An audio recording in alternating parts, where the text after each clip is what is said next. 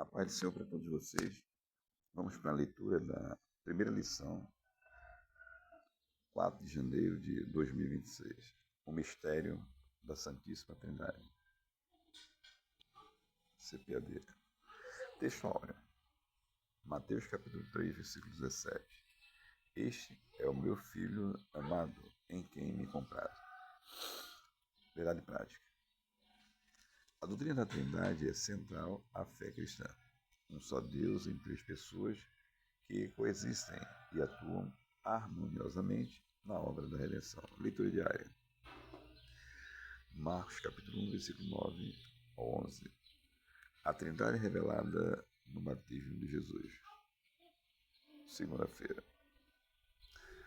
Isaías 42, versículo 1. O servo do Senhor em quem Deus se compraz. Terça-feira. Mateus capítulo 28, versículo 19. A fórmula batismal trinitária na grande comissão. Quarta-feira. 2 Coríntios capítulo 3, versículo 13. A bênção apostólica e a comunhão trinitária. Quinta-feira. Efésios capítulo 4, versículo 4 ao 6. Um só Espírito, um só Senhor, um só Deus. Sexta-feira. 1 Pedro capítulo 1, versículo 2. A obra redentora trinitária, Pai, Filho e Espírito Santo. Sábado. E hoje, aguardando vocês em uma das Assembleias de Deus do Estado de Pernambuco para a Escola Bíblica Dominical.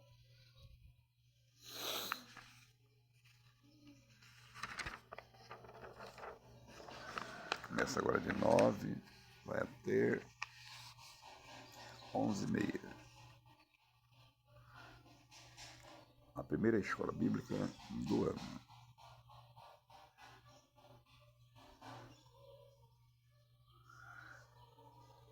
Leitura bíblica em classe. Mateus capítulo 3, versículo 13 ao 17.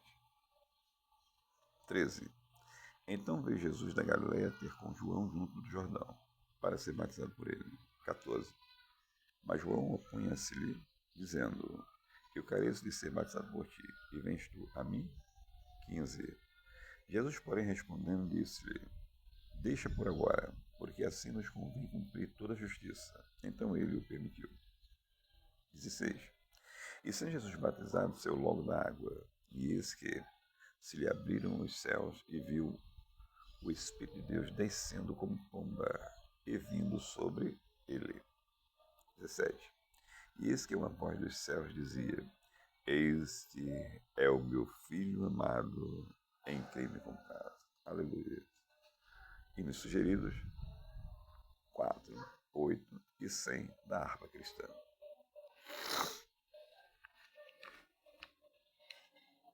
Comentar a introdução. Palavra-chave: Trindade. O batismo de Jesus retrata um dos momentos da revelação divina sobre a natureza trinitária de Deus. Nele, de maneira simultânea, as três pessoas da Trindade se manifestam. O Filho é batizado, o Espírito Santo desce como pomba e o Pai fala dos céus. O episódio fornece uma base sólida para a doutrina da Trindade. Nesta lição, vamos abordar o mistério da Trindade sob três aspectos: a revelação no batismo de Jesus, a distinção e unidade das pessoas divinas e a relevância da Trindade para a fé cristã. Primeiro tópico: a revelação trinitária no batismo de Jesus. Primeiro subtópico do primeiro tópico: o batismo do Filho, a obediência de Cristo. Jesus, o Deus encarnado, desceu às águas do Jordão para ser batizado por João Batista. João, capítulo 1, versículo 14, Mateus, capítulo 3, versículo 13. Este ato, à primeira vista, pode parecer desnecessário, já que Jesus não era um pecador. 2 Coríntios, capítulo 5, versículo 21, aos Hebreus, capítulo 4, versículo 15. Contudo, ele disse: Deixa por agora, porque assim nos convém cumprir toda a justiça. Mateus capítulo 3, versículo 15. Jesus não precisava ser batizado como uma forma de expressar arrependimento. Mateus capítulo 3, versículo 6. Contudo, Ele submeteu-se a essa tradição judaica, associando-se à condição dos pecadores que veio salvar. Mateus capítulo 5, versículo 17. Assim, o batismo de Jesus é um gesto de identificação com a humanidade pecadora e uma atitude de obediência ao plano redentor do Pai. Esse é o início visível da missão messiânica, que culminaria na cruz. Filipenses capítulo 2, versículo 8. Segundo subtópico do primeiro tópico, a descida do Espírito, a unção para o ministério. Logo após sair das águas, Jesus viu os céus se abrirem e o Espírito Santo desceu sobre ele, em forma corpórea, como uma pomba. Mateus capítulo 3, versículo 16, Marcos capítulo 1, versículo 10, Lucas capítulo 3, versículo 22, João capítulo 1, versículo 32.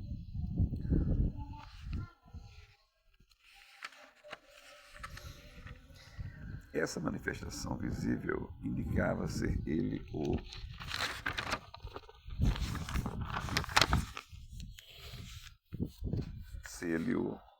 Messias prometido, o Cristo, literalmente, o ungido de Deus. Isaías capítulo 1, versículo 2, Isaías capítulo 42, versículo 1. Essa unção, porém, não deve ser confundida como uma adoção do Espírito, como se Jesus passasse a ser o Messias naquele instante. Antes mesmo do batismo, ele já era o Filho de Deus. Lucas capítulo 1, versículo 32. Portanto, a vinda do Espírito sobre Jesus na ocasião do batismo representa sua unção pública e visível, marcando o início de seu ministério terreno e capacitando-o para cumprir a missão redentora, conforme as profecias messiânicas. Isaías capítulo 61, versículo 1 e 2. Lucas capítulo 4, versículo 18 ao 21. Terceiro subtópico do primeiro tópico, a voz do Pai. A aprovação celestial. Por fim, uma voz audível do céu proclama: Este é o meu Filho amado, em quem me compraram. Mateus capítulo 3, versículo 17, Lucas capítulo 3, versículo 22, Marcos capítulo 1, versículo 11. Trata-se de uma declaração solene e pública do Pai, que não apenas confirma a identidade messiânica, mas também a divindade de Jesus. Essa afirmação remete às mensagens messiânicas e proféticas de que Jesus é o Filho eterno, ungido de Deus, aquele que agrada plenamente ao Pai. Salmos 2, versículo 7. Isaías capítulo 42, versículo 1. A voz celestial não inaugura sua filiação, mas a proclama diante da humanidade, confirmando a encarnação do Verbo.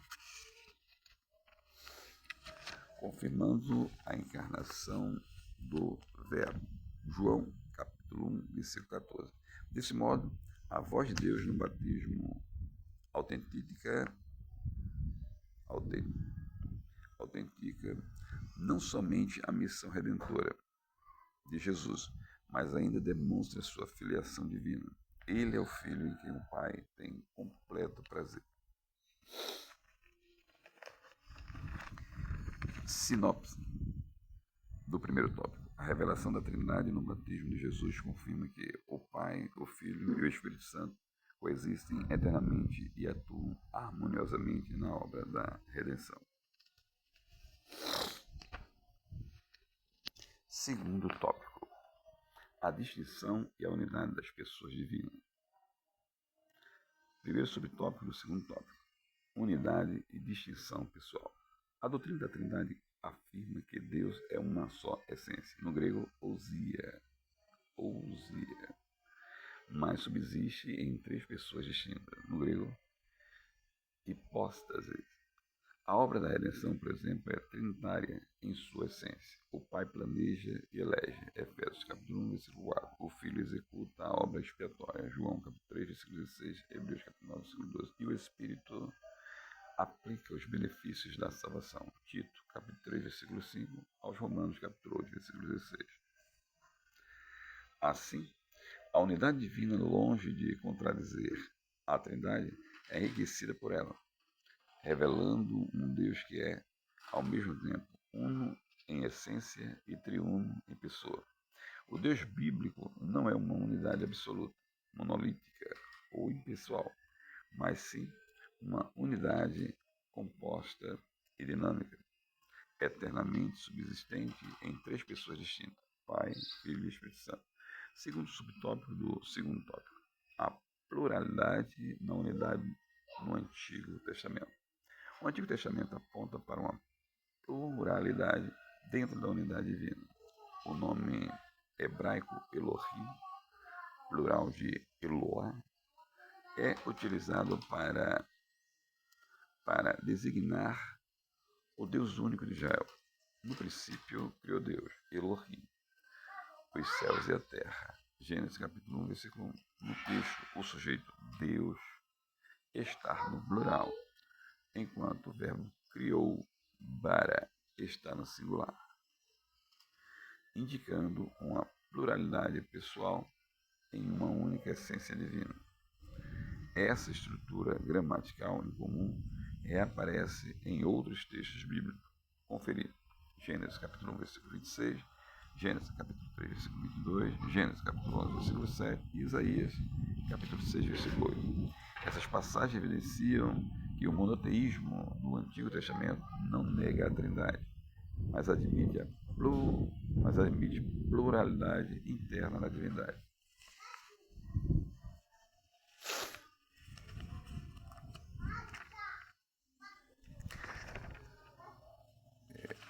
Assim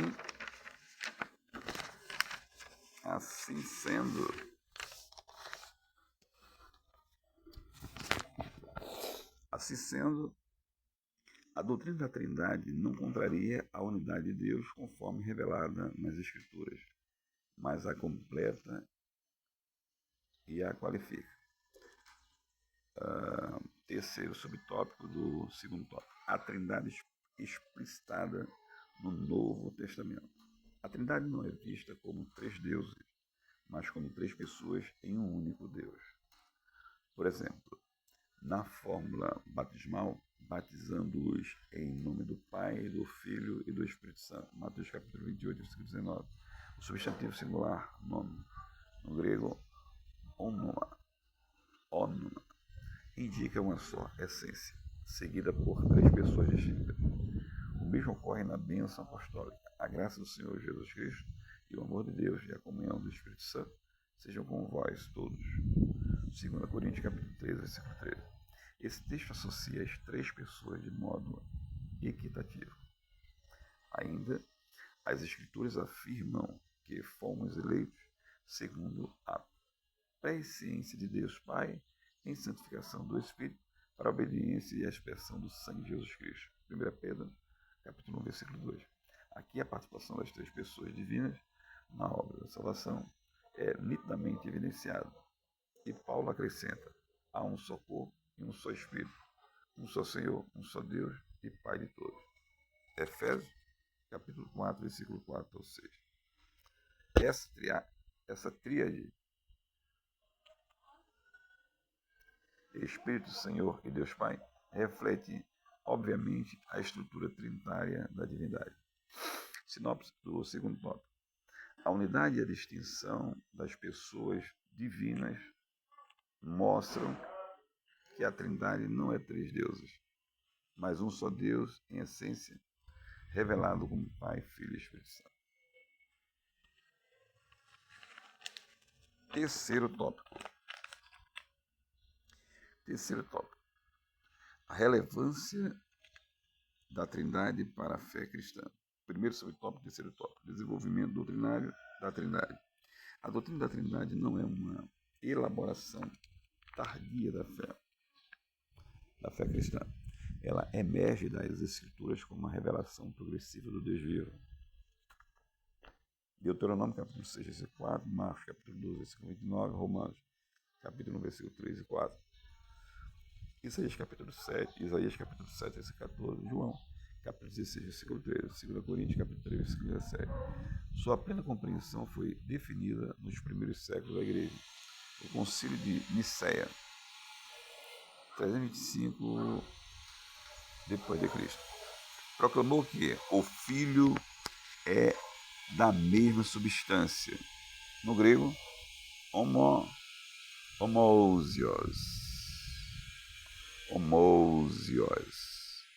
do Pai, condenando a ideia de que ele fosse uma criatura exaltada.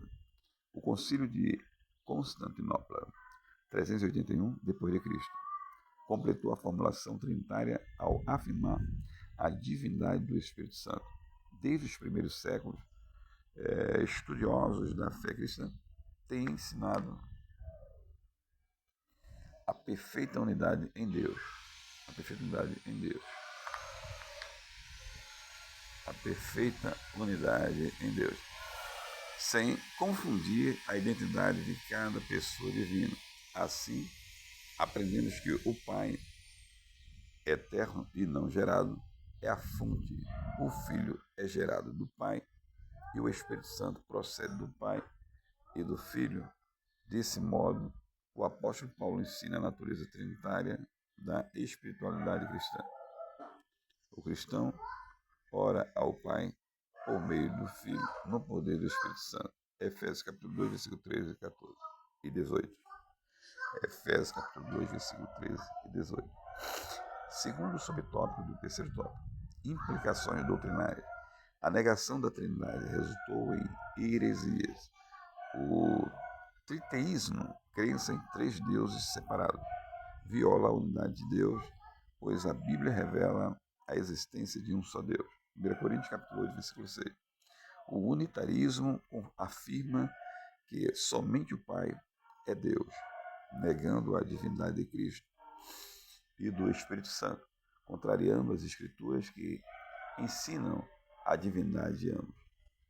João capítulo 1, versículo 1. Atos Apóstolos capítulo 5, versículo 13 e 4. O unicismo ou modalismo ensina que Deus se manifesta em três formas sucessivas. Porém, no batismo de Jesus está claro que as três pessoas são distintas e se manifestaram simultaneamente. Mateus capítulo 3, versículo 16 e 17. Assim sendo, o monoteísmo bíblico ensina que há um só Deus que subsiste em três pessoas distintas. A compreensão distorcida dessa doutrina tem sérias implicações para a salvação. E a vida eterna é esta: que conheçam a Ti só por único Deus verdadeiro e a Jesus Cristo a quem enviaste. João capítulo 17, versículo 3. A doutrina da Trindade é inseparável do Evangelho, pois o Deus que salva é o mesmo Deus que se revela. Sinopse do tópico 3, do terceiro tópico. A doutrina da Trindade é indispensável para a fé cristã, pois revela o Deus que salva e garante a integridade do Evangelho. Conclusão. Compreender a Trindade é fundamental para manter a fidelidade doutrinária. Ela não apenas protege a integridade da revelação de Deus, mas também sustenta toda a estrutura da salvação. Crer na Trindade é crer no Deus que salva e que se manifesta plenamente como Pai, Filho e Espírito Santo. Por isso, a doutrina da Trindade deve ser confessada, celebrada e ensinada como um fundamento inegociável da fé cristã. Então, convidamos a você e a cada um de vocês a vir à Escola Dominical e vamos tratar sobre este assunto, o mistério da Trindade divina. Que Deus os abençoe poderosamente. Em nome de Jesus. Fiquem na paz de Deus.